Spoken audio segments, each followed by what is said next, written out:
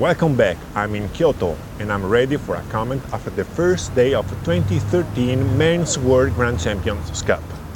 I have to say that for me it's always surprising watching a men's volleyball match a few hours after the end of the women's tournament.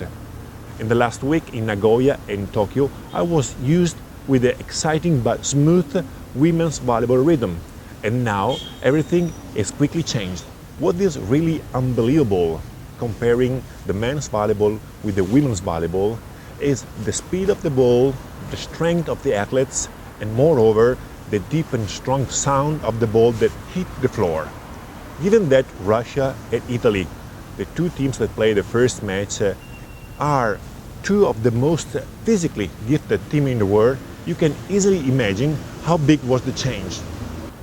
Italy played a wonderful match and they overcome in 4 sets the Russian player that yesterday played without that intensity which made them champion in the last year.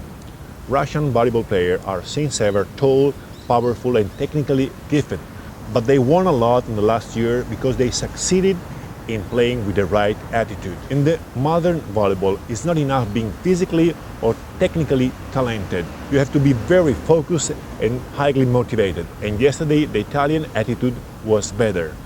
Mauro Berruto, the Italian coach, started the match with 3 players that never have played in the international tournament, but they performed pretty well. Beating Russia, Italy achieved a great result, and this victory could turn out to be crucial in this tournament. In the second match of the first day, Brazil exploited their bigger international experience, even though this is a new group in which only a few players were part of the great Brazil of the past. Technically speaking, Brazil attacked pretty well with the side hitter, but they were in trouble with the middle blocker.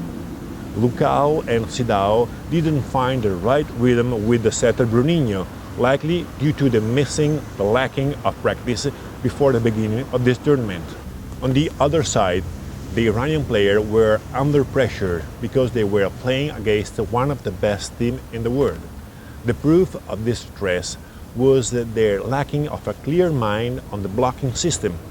The Iranian player kept on jumping very high, too high to stop the Brazilian spiker, who scored a lot of points hitting smartly on the hand of the Iranian block.